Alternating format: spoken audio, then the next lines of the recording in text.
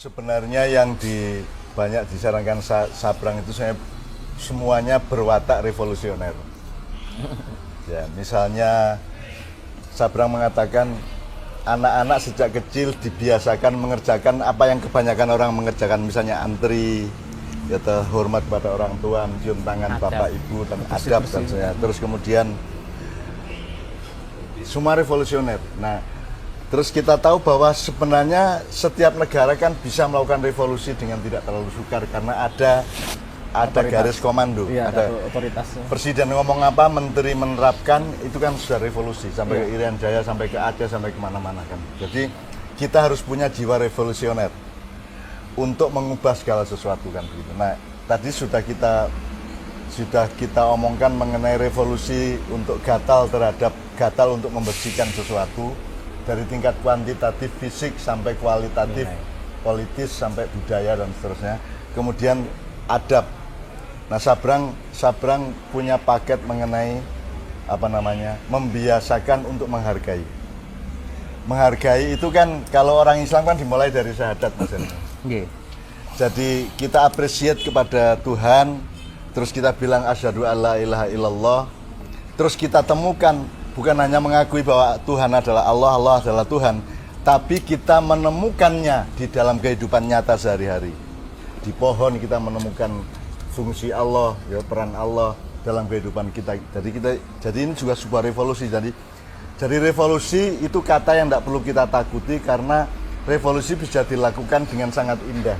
Jadi misalnya menteri menganjurkan keluarga-keluarga yang anaknya bersekolah untuk melakukan ini di rumah yang sifatnya revolusioner. Bisa aja.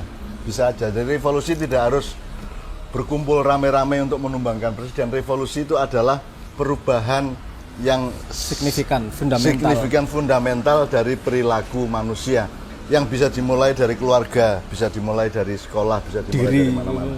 Nah, sekarang revolusi untuk menghargai tadi, Bang. Tolong, Bang. Kalau saya akan menyebutnya itu dimulai dari syahadat. Syahadat itu kan apresiasi terhadap keberadaan Allah dan fungsinya kan gitu. Nah, terus ini tadi kenapa itu kan paket ketiganya. Yang pertama adab untuk menumbuhkan kolaborasi. Kolaborasi dipakai apa? Kebiasaan untuk menuntaskan proyek, melakukan sesuatu. Ini akan menghasilkan output. Output ini untuk apa? Untuk dihargai oleh yang lain. Dihargai itu tidak selalu harus bagus. Bisa dikritik. Beda kritik sama nyinyir beda loh.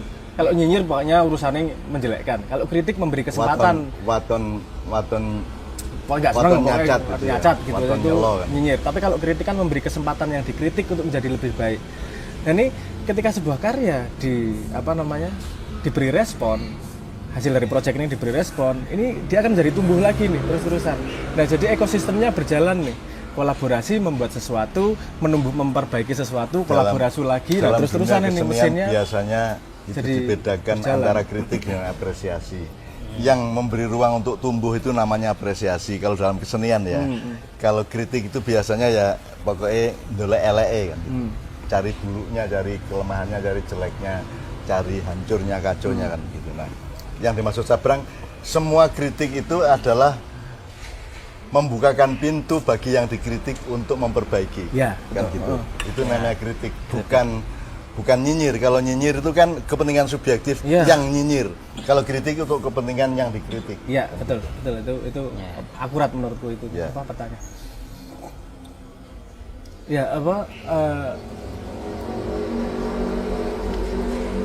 Kunci dari peradaban menurut saya, ini tulang punggung dari kemajuan peradaban itu memang ekosistem keberpendidikan, ekosistem keilmuannya, itu tulang punggungnya. Karena yang bisa menembus sesuatu yang baru itu kan memang dari analisis keilmuan. Tapi harus kita akui, institusi yang paling lambat beradaptasi itu adalah institusi pendidikan. Ini bukan potret subjektif ya, sebisa mungkin saya objektif ini. Ini kalimat aslinya keluar bukan dari saya. Dan saya mencoba meneliti, ternyata memang yang paling lambat bereaksi terhadap keadaan itu memang pendidikan. Dan itu sangat bisa dipahami karena pendidikan terbukti menjadi tulang punggung secara lama. Dia merubah dikit nih, gesernya peradaban akan signifikan. Tapi bisa dilihat dari sudut pandang kesempatan. siapa yang paling berani duluan untuk merevolusi metodologi pendidikan, metodologi jalur keilmuan dan ekosistem di dalamnya, dia akan punya advantage, dia akan punya gas yang lebih besar daripada yang belum berani merevolusi itu. Dan harus berubah, maksudnya di dunia itu tidak ada yang tidak berubah, yang pasti dari kehidupan adalah perubahan. Siapa yang paling bisa beradaptasi duluan terhadap perubahan, dia yang paling di depan. Atau siapa yang bisa mendapatkan fatonah dari Allah atau sultan dari Allah untuk merintis atau untuk mempelopori perubahan nanti kan. Tidak hanya siapa yang paling duluan berubah, tapi siapa yang bisa mempelopori perubahan. Membuat perubahan secara tepat, mempelopori misalnya perubahan Ma'iyah itu kan revolusi interaksi, revolusi forum. Jadi dia memperbarui, merevolusi satu mekanisme sedemikian rupa kan gitu. Dari revolusi menghargai tadi berangkat, sekarang kan zaman di mana manusia paling rendah kadarnya untuk saling menghargai satu sama lain. Dengan adanya medsos terutama ya. Medsos itu kan ngomong itu tanpa mempertimbangkan bahwa yang diomong itu manusia kan gitu. Nah, ya. Nah, itu kalau dalam Islam namanya muwajah. Muwajah itu kan semakin kita bisa bertatap muka, bertegur sapa dengan bertatapan wajah satu sama lain, itu semakin. Kalau saya ngelihat Sabrang di WA sama sekarang kan beda. Ketika di WA saya belum tuh punya kesadaran utuh mengenai kemanusiaan Sabrang. Tapi kalau sekarang kan saya berhadapan dengan manusia Sabrang. Nah, apalagi hurufnya pendek-pendek kalau WA. Jadi sekarang kita ternyata harus waspada terhadap segala macam bentuk komunikasi atau interaksi atau apapun yang membuat kita merendah kesadaran kita bahwa kita sedang berinteraksi dengan manusia. Nah, itu medsos itu seperti itu. Jadi kita tidak bisa membayangkan ada Donald Trump yang presiden itu dibully habis gitu ya. Karena dia memang memberi kesempatan kepada orang untuk tidak berpikir bahwa Trump itu ya manusia. Siapa bilang Trump itu bukan manusia kan begitu. Demikian juga mungkin tokoh-tokoh nasional kita kan diomongin seperti dia itu teman bermain kekean di kampung kan begitu. Jadi sama sekali tidak ada penghargaan. Jadi sekarang segala macam teknologi komunikasi kalau bisa sebisa mungkin menghadirkan manusianya, Bang. Iya. Manusia kan, sepemahaman saya manusia ada dua sifat. Ada sifat hewannya, ya, naluriahnya, responsifnya, yang biasanya memang snap decision, nalurinya yang lebih bekerja, dan ada sifat yang lebih tinggi wisdomnya. Arahnya kemana nih dari interaksi?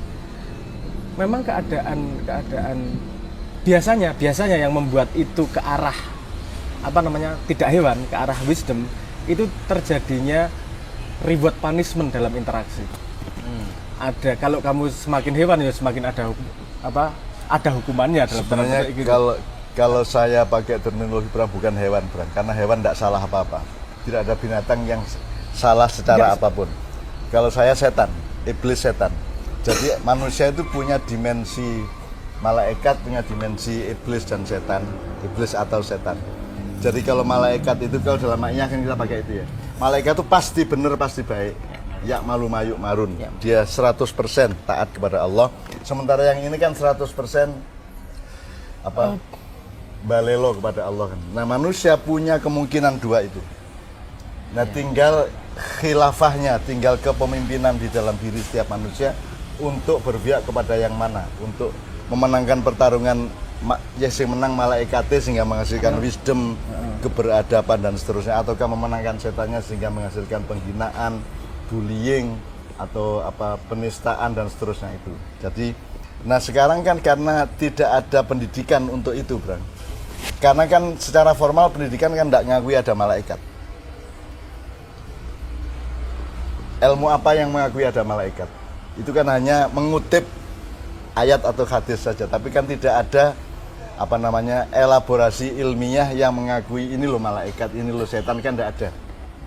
Kan nggak ada yang setan kan disebut dalam pergaulan budaya, tapi tidak di dalam interaksi ilmu. Ilmu kan tidak mengakui adanya setan maupun malaikat. Nah, oleh karena itu kita jangan terlalu mengandalkan atau jangan hidup hanya di dalam peta akademis, tapi hidup dalam kehidupan yang kafah tadi, yang tuntas tadi, Bang. Karena tuntas itu kan bukan hanya soal selesainya sebuah proyek atau pekerjaan, Yang disebut tuntas itu adalah kalau ruangnya 1000 kilometer persegi ya seluruhnya itu menjadi kesadaran kita gitu loh. Kalau Anda nyetir bis ya kesadaran Anda adalah kesadaran ruang bis.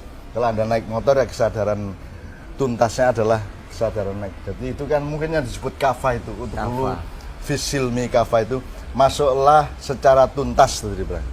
Masuklah ke dalam silmi secara tuntas. Nah, silmi itu adalah segala macam wisdom kehidupan yang kemudian lulus di dalam parameter Islam, kira-kira seperti itu. Ya.